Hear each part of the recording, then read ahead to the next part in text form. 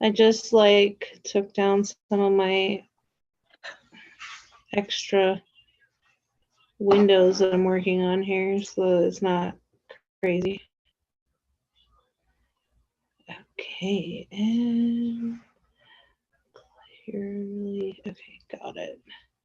Yep, so I took down my extra windows so we don't have a whole bunch of me. So, chapter 12. Chapter? Chapter 12. It's just my...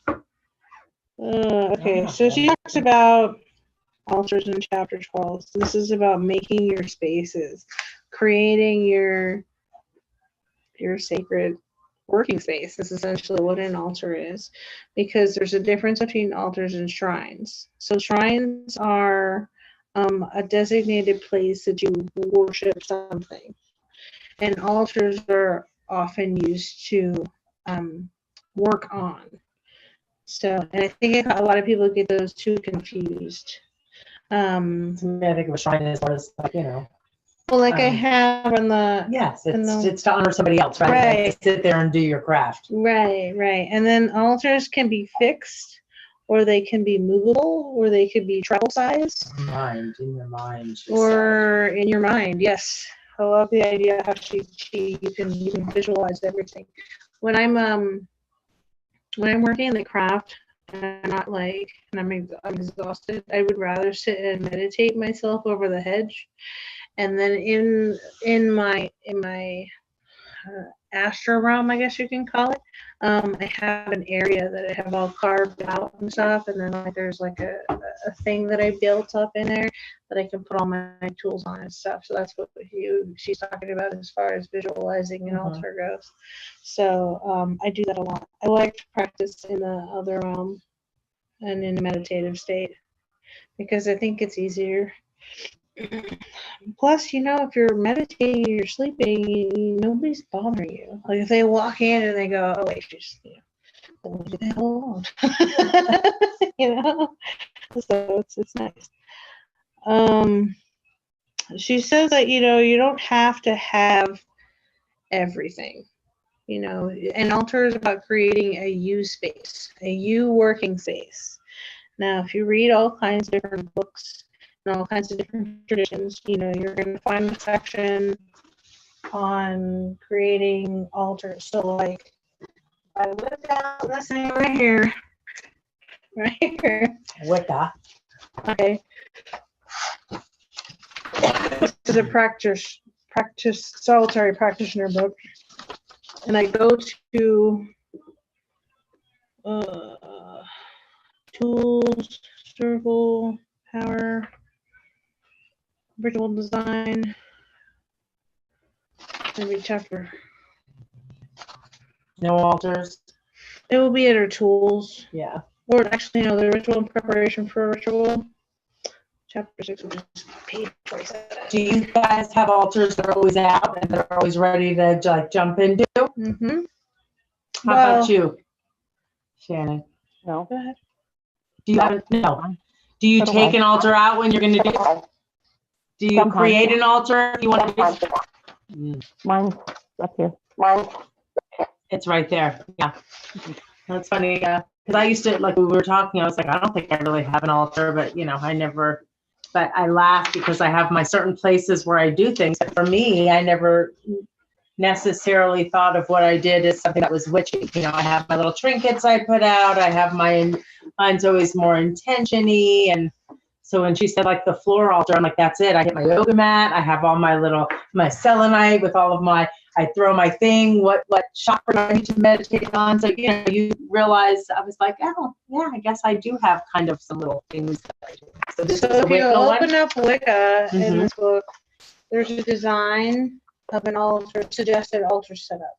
Oh, so where you put your Where actual you stuff, put a flower, a cup, a crystal, a bell. I mean, yeah. Yeah, so where you would put all of your stuff according to this tradition. Mm. So what that means is that this is how they want you to set your stuff up. Good. Okay, well, when some of us, we don't use a sensor, some of us don't use crystals or what, you know what I mean? Mhm. But there's a specific location for everything. Whereas in this book that we're reading now, it's more on the lines of creating the you workspace. Yeah, your aesthetics, what So- speaks for you and what you. Right. So there isn't any. I mean, if you really wanted to put the directionals in there, you have a compass. You don't necessarily need a compass if you know where you are generally in the world. Then you can put certain things like your water. That's a water element. So where would you put water if you're going to use directionals? Okay. So if you want to incorporate directionals, you can link the items that you're using according to the direction by which you could draw more power from. And in Wicca, they kind of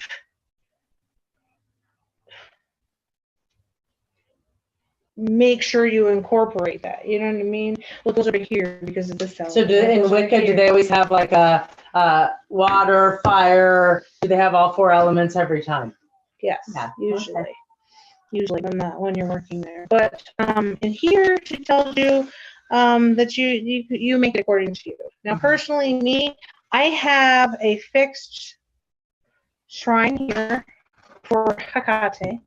Okay, and then I have little things on her offering bowl, and I have a spell bowl that I work in there. So if I have like a request from her, I'll write down that. I'll put whatever incense or anything like that, and I put it in her bowl. Okay, and I have the offering bowl over here and the spell bowl over here, and so they're different. Right. You know what I mean? And then I have certain little emblems on the shrine that represent her, like so snake on there, and then there's 2 little dogs because she has hellhounds. So I brought her props essentially. And then I have the 2 color candles that she likes to work with most, which is black and red. And so, so when I need something from her or I work with her, I light those candles. Okay. Now at home in my bedroom, I have a completely different altar, and it is set up. Okay, it's an altar. It's a working altar. But it's more like a working altar for protection and abundance, if that makes any sense.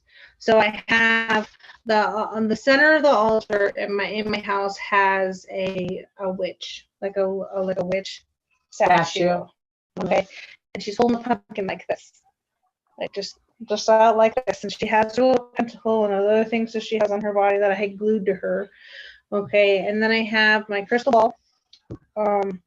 So she sits here, my crystal ball sits here, and then I have Baphomet over the other side. Baphomet is I don't remember which tradition he comes from at all. I have to look that up. But he sits on a globe. So he sits on a round globe, and he sits like Indian style, and he has his hands up like this. Okay, and he's got the pentagram in the center of him, and he's got horns and some wings, and he represents balance. He represents balance because he's sitting on a cylinder or a circular thing, Right. a globe. So he represents balance. So between the witch's bee, the Baphomet represents balance and peace in my family. The crystal ball is one of my tools I use for absorbing negative entities if I need to use it. Okay, I have a picture of Moringa, or no, sorry, not Moringa, the Morrigan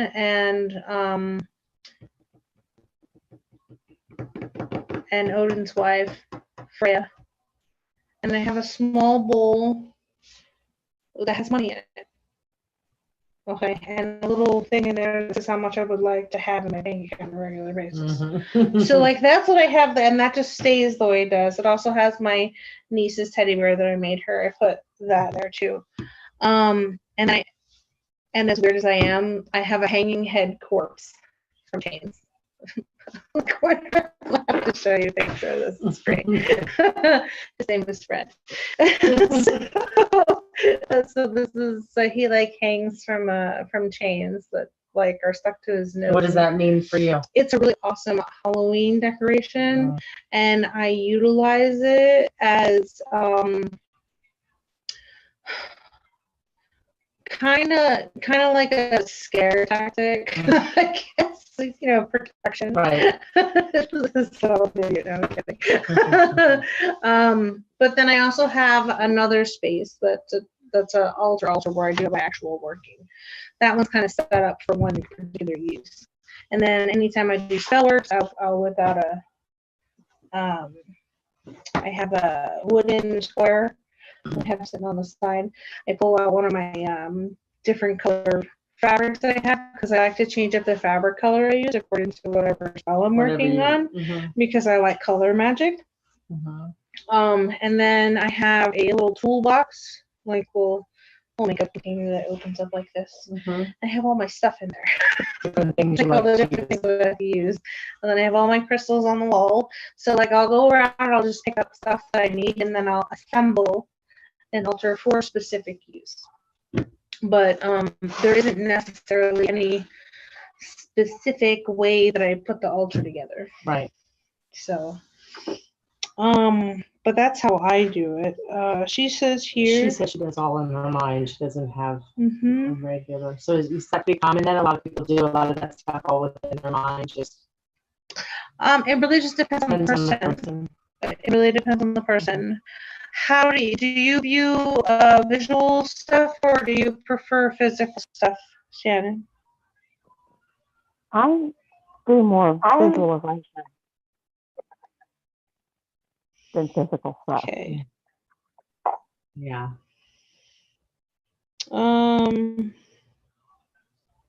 She says there are many reasons that witches work. Yeah. What tools do you use? Like, what are your tools? What are your go-to? I have my Athame and a few crystals that I use, and my candles, and that's about it. Yeah, it's mostly I have my moon waters. I have my moon waters. I have my crystals. I work with herbs. I have a little burn bowl that I burn my herbs in and my spells. Paper, pencil, candles. I usually have my meditation notebook, my pens. I always have my sage and my Palo Santo. It's always clear. That like gets me in my space. I'm going to be like doing and then I have my candles that I light. I usually light my candle and light all of my stuff from my candle. But mine is more, you know, it just depends on what I'm doing. But always my trinkets and my same little things. But I bring them. Like I bring them here when I do Reiki, because I like to set those up. I mean, I like to roll my things to see what chakras. So you have your things that you go to, but like I have a wand that I got from the land because it just looked like a wand to me. I've never used it. It just sits there. Called to you. Maybe one day you will use it. Yeah. I've made my own one. I forgot to bring it in. I'm supposed to bring it in this week so you guys can see. Yeah. Oops. This is the coolest like wooden thing I found. I'm just gonna take a picture and put it on the groups. There you go. So you can check it out. I love it. She says there are many reasons that witches work with altars, and some of the reasons overlap. She says the reasons also change over time. She says a few of them are as a reminder to practice regularly, a potent place for workings, a conventional place for your tools, or thingamajigs. I love how she put thingamajigs in there. I love using the word thingamajigs or thingamajiggy or whatever. She goes, a sacred witchy space that others know should be respected and not touched. You know, I've had that before, and when you have altars right out in the open and you have guests over, for some reason they're like, what is this? And they have to go over to the damn thing every damn time. And it's fascinating to them because they haven't seen anything like it, which is great and all, but like, don't touch my shit. Exactly. It's so hard to get people to not touch it, you know? Yeah. It should be respected. Like a critical fucking sign. Touch my shit and I will hex you. There's something, you know? But no, I mean, I like to keep most of my stuff in my room. My room feels completely different from the rest of my house. But that means I need to cleanse the rest of my house. A spiritual home and a comforting place to go when the world is crappy. Your house should be that way, like a place that's comfortable. An external representation of your inner witchy life. I like that. An opportunity to be creative, an awesome reflection space to sit while crying, journaling, sipping on a morning tea. A way of claiming and owning your identity, or as a way of honoring your beings you work with. Well, but that wouldn't be an altar, that would be a shrine. So, all purpose aesthetics and types. Because altars are usually set up on top of a table, shelf, chest, drawers. Some witches make them on the floor, like you were talking about. Yes, that. You don't necessarily have to carry out any actions on the altar itself. Some witches do, and some don't. Like I said, I have that one that's in my bedroom that stays the way it is every, and I just don't use it. It's every now and again I'll take my change out and stick it in the jar to kind of help. It's a money jar to help bring abundance, maintain stability, right. And balance in my life. It says, in my case, most of my things on my altar. Sorry. I'm right there with you. Most of my things on my altar. What did she say? Remain in the same position, such as a large mirror having the center at the back. I love how she talks about how hers look too. She goes, I only have small working space in the front that's marked out by a glass plate. On the plate, I do tear out oracle rings, and sometimes I pop my cauldron up there to do workings using fire and water. I also use a glass plate to bless and charge objects for myself or other people. Most of the things I do with objects at my altar are done on the floor in front of it, rather than on top of it. That's pretty cool. So some witchy spaces could be more accurately described as shrines because they're places of reverence dedicated to specific figures and beings. At shrines, you give offerings and spend time forging a deeper connection to the being honored by the space. See, that's why I have every night when I'm done at the shop, I will capture my drawer, I will pull out some change, and I will look at my drawer, I say, go pay the lady. And she goes over. And we go and we give Hecate a piece of whatever was made in the store, even if I have no customers for the day. Mm-hmm. Because it's not about, oh shit, I didn't make any money today, I'm not going to give you an offering. It's about, I'm here, thank you for your service, thank you for looking over my shop, thank you for, offering your insights and whatnot, protecting my space. Even if I don't make any money for the day, I'm still going to thank you. It might be 5 cents, it might be 25 cents, it might be $1. It really just depends on what it is. But it's the point of giving back to the universe because the universe gave to me. I wouldn't have this shop if it wasn't for a little bit of inspiration in the universe. So I'm very grateful for what I have. So that's how I see shrines as used. That's why it is the way it is up there, because that is her space for me to provide. And what do you do when that gets overflowing? Do you get another cup? Sometimes she has me give it to somebody. And the last time it filled, she had me give it to somebody who came into the shop. It was weird. I was like, okay, here you go, and then other times I will put it into the savings account for the business so that it can go towards expansion or something that needs to be taken care of. Right. So, but it really just depends on what she wants me to do with it, because sometimes she wants me to donate it to somebody and I'll do that. So it is what it is. Okay, so she talks about having one for Freddie Mercury. Yeah. To epitomize creative energy and empowered glamour. That's awesome. And then, of course, you can do any kind of shrine, any kind of anything. It really just depends on what it is for you. Like, so if you like Wonder Woman, make a shrine. says you don't actually have to be near any of your altar spaces at all when doing rituals, spells, devotions.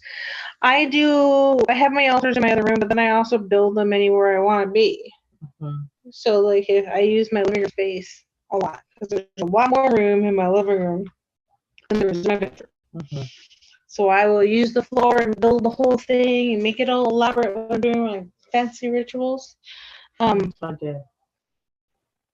I like the center of the house sometimes too, because it's literally like it feels kind of like the vortex of the Right, home. it's all centered. Yeah. Yeah, so I Well, like doing until I that. met you, I never did a spell, but it was that moon magic thing, and I still have everything because we just had to redo it. It was the, Mhm. I mean, I made a whole thing with, a circle with the rocks, and then I made this, they said the square, so I did that with sticks, and Mhm. I keep it there, but I did that all in the living room too, because it's like the center of the house, and I Mhm. figured, so one more time I have to do it, and I've completed that spell. Of course, the one I picked, you have to do 3 times. Mhm. Well, 3 is a magical number. Yes, it is. That's why this It way. is. I usually like when I write a spell, I'll usually speak my spell 3 times, or in multiples of 3, depending on what it needs to be, like either 3, 6, or 9. And then depending on how I need it to be, and then I'll burn it. Because I still feel like you pull energy from the ether through yourself into a writing. It becomes powerful. And you burn it to set it speak free. it. You speak it and then set it free for burning. Yes, sending it right back to where it came from. I just have always called that intention setting. I never called it magic or spells. I meditate, I think about it, I bring it in, I write it out, I burn it to send it into the universe. That's right. We're going to talk a lot more about that for next Yeah. chapter. I always thought it was intention setting. I didn't think it was magic. It's magic. It's magic. Okay, so she says, here are some things to consider when figuring out an altar space. She goes, what inspires you most about having an altar? How could your witchy journal be enhanced by having an altar? What do you like about altar spaces you've seen? What do you definitely want to avoid? What's the space you have available, and how can you maximize it? Will there be space for working on top of it or in front of it? How can you be physically comfortable if you're at your altar for long periods of time? Is it out of reach to children and animals? If you're on the floor, maybe not.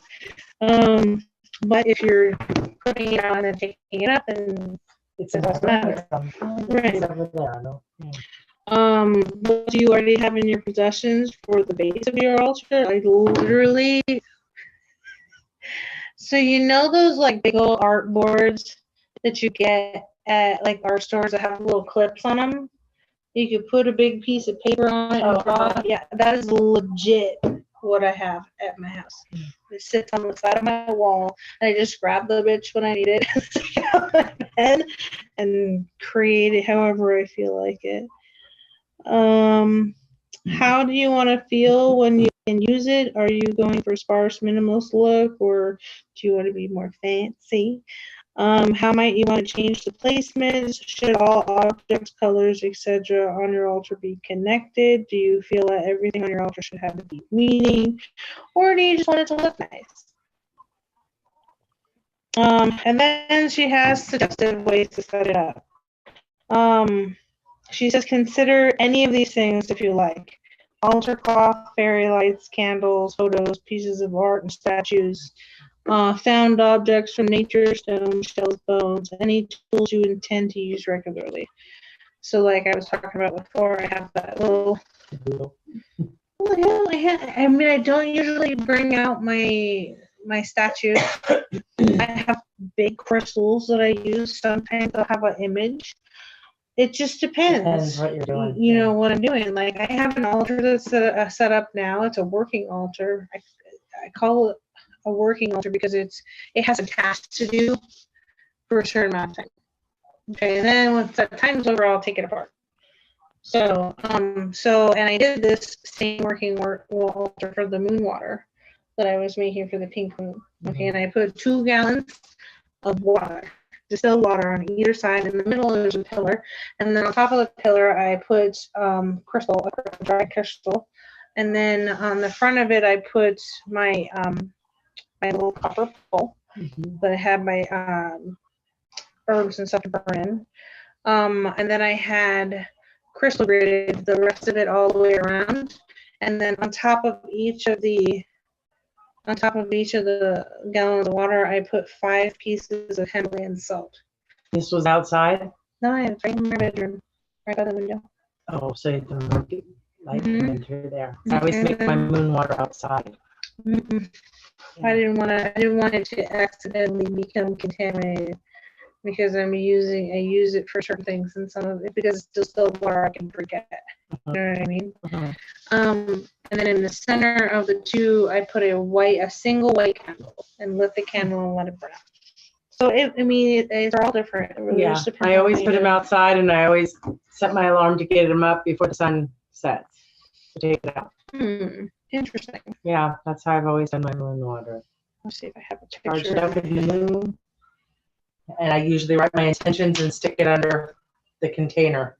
And then I go out and I wrap it before the morning, and then That's pretty neat. yeah, then we usually, we burn the paper and either put the water on ourselves. Sometimes we drink it. One time, my family, when we all did it when we were in California, we took the water and made coffee with it, and we sat around and drank the coffee and talked about our intention setting and then lit it on fire. Kaya likes to drink the water too because she says it makes her feel powerful. Mm-hmm. So I'm trying to see if I can find a picture of my altar. I'm pretty sure I snapped I've one. never thought of making moon water inside of a house. That's just a Yeah, whole it's new right. concept. It's right by my. I have this giant window. It's Yeah. like 4 feet tall and 3 feet wide. It's a huge window, Right, and I just it's the moon's right there. right. So, and I have coyotes and other animals outside around my house, so I don't want to Mhm. like risk it. And I don't have anything built up outside yet Mhm. because I've been so focused on this Right. for me to have a sacred space out there yet. So I'm really not trying to contaminate it with outside energies. So in my safe space is where I do it. So, oh, that makes sense. Yeah. It's just funny. I never thought of that. You can though. I do like you Like do. my charge I do myself. like you do, Brianna. You do what? I do like you do outside. Yeah, I always put it outside. Even when I'm gonna, before the sun sets or before the sun rises, right? Mm-hmm. And then I, even when I'm charging my crystals and my cards and all of that stuff in the sun, I always bring them outside. That's my altar at home. It's a little bit, Are those games underneath it? Yeah, There there are. are games I was like, I underneath saw, oh, there's the witch with the, Yep. And then the head. is that like a guard? Or is that the guy that is the, That's Baphomet. that's the, okay. It looks almost And like he a, holds the tree of life too. so he has the tree of life, he has horns, he has, so he's good, he's bad, he's this, he's that, he's a balance of balanced. everything. Candles, what's that? That's my moon water. Oh, yours is in such, I'm so embarrassed to tell you what my moon water is in at home. Well, I have a gallon of I'm embarrassed. You want to know what my moon water is in? huh? Well, it's a glass jar that I've washed and done, but you look at the top, it says Vlasic. It's a pickle jar. That's cool. where my moon water is in. You can Yeah, that's see. such a pretty bottle for the moon water. Yeah. So that's my home altar, and that that's Fred Mm-hmm. hanging from his nose. Drop and- dead Fred. Yeah, right. And then this is my little that's my money bowl. Mhm. That's my power jar, and that's the one that I made. Nice. And then there's a Sound singing bowl. bowl, and then that's my burning bowl. Well, I have a you know? new burning bowl, the leaf that you gave me today. So I have my, Yes, your pinch bowl. I'll be using that for my new. Yeah, I think you'll love it. So it says, consider which items you like to have nearby or out of sight. Not everything needs to be directly on the altar space. Okay. So you can set up the whole room, like I go this, that, and then I'm working with this, however you want to do it. I have all my cards around me. I have all of my books that I like to read around that space too. But I have minimal furniture in there, so it's like all on the floor. I'll have to show you guys. I made an altar table. My living room coffee table is actually an altar, and most people don't even realize it when they look at it. They're like, oh, it's whatever. If I cleared it all off, it would be like, because it's a nice altar table. It has rocks on either side of it, like the river stones. So I have river stones on either side of it, and in the center of it, it looks like one of those old unroll them. What do you call those? Scrolls. It looks like a scroll in the center, and in the center of it has a giant pentagram because I drew it. It has runes on it and an Odin symbol as well, and I have it set up with the directionals and whatnot. I'll have to take a picture of it. It's really pretty, and it's all wood burned in and everything like that. Right. Just my living room coffee table. Yeah, I love it. I want to put like a piece over the top of it, but I haven't gotten that far yet. She says draw a shape on the altar or a piece of paper to brainstorm or whatever. If you want to draw A sigil.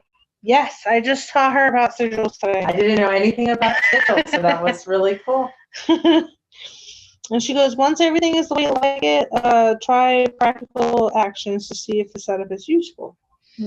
That's helpful, because what if you set it up and you're like, and you're in the middle of your ritual and you're like, damn it, this doesn't work. Yeah, so you can make it work to fit you. That's why setting it up the way that Wicca often makes you set things up.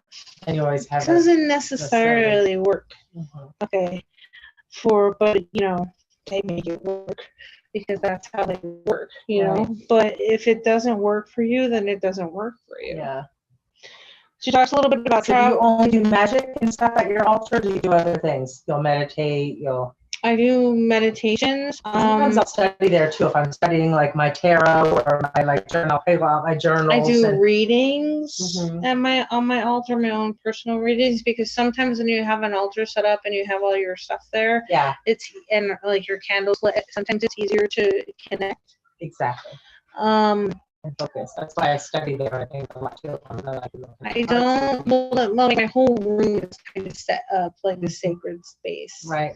So I have my wall altar, like I showed you, and then on the other side next to my bed, there's I have 5 or 6 shelves, and it's just nothing but crystals. And then right next to my bed is another altar that I use for working stuff. So in my bedroom alone, you walk in and you're like, oh, okay. How many bedrooms is your place? I have 3 bedrooms in my house. So, but yeah, my whole room is an altar space, and at the foot of my bed I have another working altar as well, and then I have a portable one for when I pull it out. And so yeah, I mean, wherever I'm at in my room, there's the space to work on. So I do a lot of sleep meditations because it's easier for me. I don't know how the hell I managed to get sleep, but but I do. So yeah, there's I don't know, always it. I love being in my room. That's my space. I'm just connected. I feel connected. I used to ignore the universe on a regular basis. I don't recommend that. It's really not a good idea. But I used to ignore the universe all the time. It would show me over and over and over again, like, what I shouldn't be doing, and then I'd be like, oh, it's okay, and I'll just but this and but that, and then my life would blow up, and it was continuous for a really long time, and then I stopped doing that, and I started to see things for what they really were, and understand the signs and start to listen to them, and then my whole world changed. So for a long time I was like an avid, I'm gonna do it I'm gonna ignore you and do it my way. And oh yeah, and then You get a tower moment, and then they say, "Oh yeah, try again." I had many, many, many tower moments in my life. Damn straight. Tons and tons and tons of tower moments. So she talks about travel altars, hidden altars, and Mhm. temporary altars. Those are all different things that you can create. So if you're not I'm as far out of the closet as I could possibly be. My store says the Green Witch's Corner. I mean, I'm as far outside of the box as I could possibly be. So I don't hide much of what I do. It doesn't really bother me. Of course, I get people who are like, oh, I get more people who come to me and ask me to do stuff for them Mhm. instead of understanding that they're supposed to do for themselves. Mhm. Well, you can do things for people too. Yes, I can educate You could cast spells for people, or why not? because, in my opinion, Mhm. spells are the strongest when they come from the person. The strongest, yes. But if you have somebody who's totally whatever, and they ask you, I think setting intentions or putting stuff out in the universe when you've had their permission and they've asked you can be powerful. I mean, maybe not Yeah. as powerful if it's What I do when I themselves. when I have people come in and ask me about working teach spells, them. I teach them how to do it. Yeah, which versus- is perfect because they'll come in here. You can say, take this book, ching ching, take these tools, ching ching, take these. These are what you do, and you set them up. Or you can just charge them for doing the spell. Well, I don't write Yeah. spells for people. I just don't do it. I will tell them everything that they need to know around it, and then let them give them craft it. guidelines, and then offer them suggestions versus writing it out for them. Right. But the whole point of having the store here, besides Is really educating. really running with my passions on plants, was to provide tools and education for a community. Right. So Yeah, empowering others to heal and empower themselves. exactly. So as far as hidden altars go, that's a personal preference. If you want to like put your stuff in a box, then I have stuff in a box. Of course you do. Yes. You can put your stuff in a box, takes it with you. You have a little bag. It doesn't matter what you use. I'm very open. I don't mind. Yeah, and if you like, this is what I do. I mean, you bring your altar with you every time you come to I do Lancaster. because there's certain things, and not the whole thing, not everything. Well, yeah, but I have certain core things that I'm like, okay, I like to clear my space. I like to then bring in positivity. I have my routine. Yeah, exactly. So that's part of the traveling altar thing.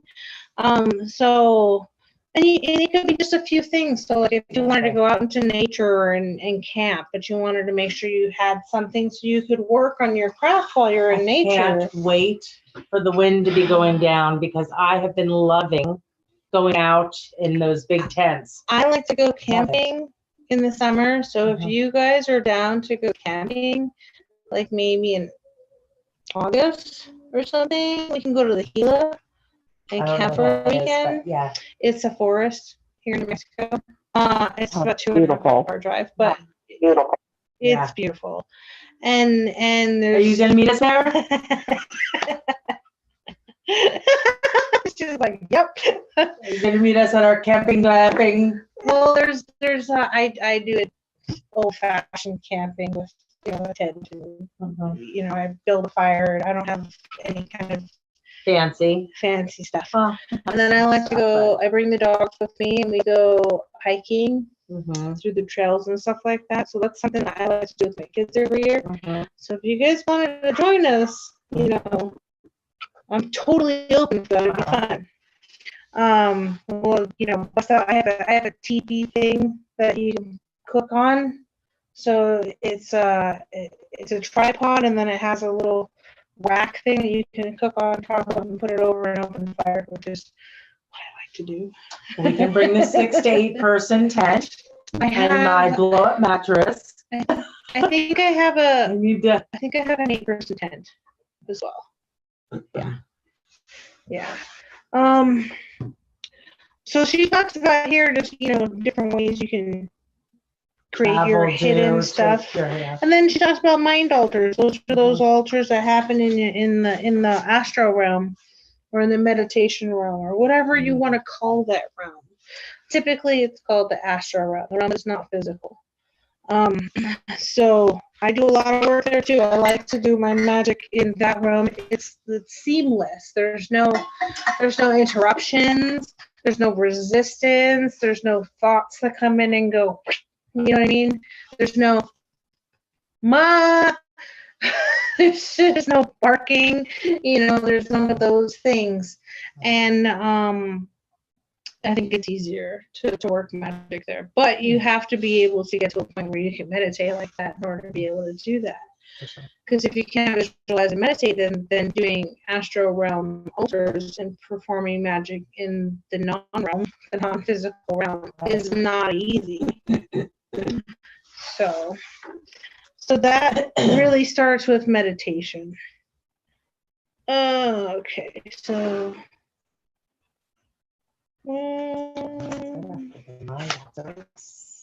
yeah, that's pretty much it. Yeah, create a timeline. Imagination. She had this try it section here. She says experiment by adding 1 or 2 things at your altar that really don't represent your tastes or witchy beliefs. Choose random things if you want, like a kitchen utensil or a trinket that don't hold meaning for you, or select a piece of art that you don't vibe with. Leave the altar like that for a few days and lean into the feelings that come up. Sometimes it pays to step outside of rigidity around what's aesthetically pleasing or meaningful. That's interesting. I have all kinds of weird shit on my altar. How did you see? Let's see what else I got on there. I've got cups, I've got a little dragon. I have a rain stick. See that? That's a rain stick right there. I have just random glasses. I have some tinctures. I got some fairy dust. That right there is fairy dust. You know? And before we moved, I had more stuff. Now that we moved and we were so, you know. I got candles. I've got rings. I've got. I made this thing right here. Is it's like an amulet. It's made from clay and it's infused with stones in it. Nice. So I use that for certain things, and then I have my staff, which is really just a walking cane with a dragon head. And if I pull out the dragon head, it's a giant knife. So I have the most random shit. I've got dragon blood, I got herbs on there. That's it. I've got the hanging head. I don't know anybody with a hanging head on their altar. I absolutely love that creature. It's great. I've got your ward off evil spirits. I've got cards on my altar for other people who have sent me things, like my parents and stuff. I have a little cauldron. I have this thing right here is a raven. It's legit a little plastic bird. And then I have this crystal ball with a skull on top of a book with a raven on top of the skull. It's really cool. And if you tip it over, there's little bats that fly.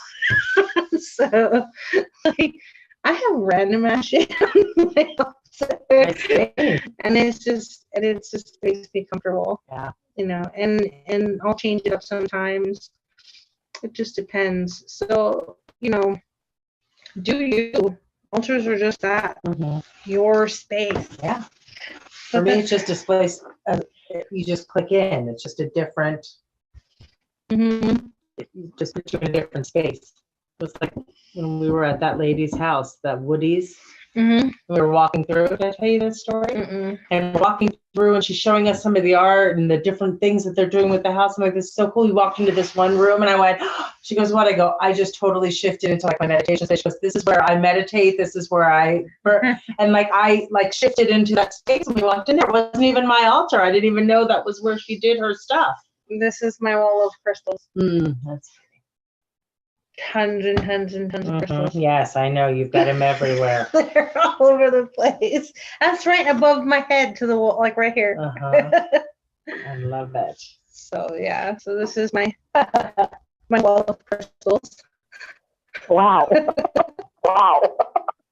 Yeah. That's just a small little bit too. That That's day just a when we were little making, bit. that day when we were doing the poppets, and she's like, "Here are some random crystals for." I'm like, "All right, Bags, a whole bags of stuff." I Yeah. have 3 in my little pocket. Yes, I mean, I Yeah. just collect them and I search for them with my kids. Mhm. We go out hiking, we look for crystals, we Mhm. bag them up and take them home. You know, Yeah. I'm constantly looking for odd little like pieces of wood I do because that when I walk my land all the time. I'm always collecting. I've got stones from that property all over, by my bathtub, on the kid. Like, I find some really cool stones. so like that one looks like alligator, and this one looks like a dragon head. Oh, like it's just things that They catch your attention. yeah, that I go through. My stepfather, before he passed away, he has this artistic ability to see things for more than what they are. Like they're not just mundane things. He taught me to see the beauty in stuff, to see past the mundane into The shapes, the the life of- textures, the right. what it's, right the life the of it. story it tells. Mm-hmm. So that's what I do when I'm out and about, and I create like I bring to that people that go and carve like little creatures out of trees because they look a certain way, Mhm. and the trees come and like that. That is what I like to do. Mhm. Is go and create something that's from something mundane to Right. create something interesting. This is my newest piece, actually, if you hadn't noticed. Mhm. So I saw that today. so this is my newest piece. You made that. Yes. Oh, I like that. It has quartz, it has black tourmaline, and it has a piece of fluorite. The purple fluorite? No, the pink one. Amethyst, right? The pink one is pink tourmaline. Then I have black It is tourmaline. It's pink. Oh, maybe because of your sweater, it's looking. It's pink though. Okay. And then I have black tourmaline behind the Mhm. pink tourmaline, and then in the top part here I have fluorite, followed by the hemza, which is the hand. And I found out this is actually a Jewish symbol. Comes from Judaism, which is interesting. Wrapped in around quartz in silver wire. nice. So this is a hardcore protection emblem that safeguards my inner child. So helps for healing and keeps bad shit out. That's right. That's It's the what it back was. joy. That's what it was designed for. So then it has lots of little round spirals. Well, it's 3 spirals on it. I didn't intentionally do that. It just happened that way.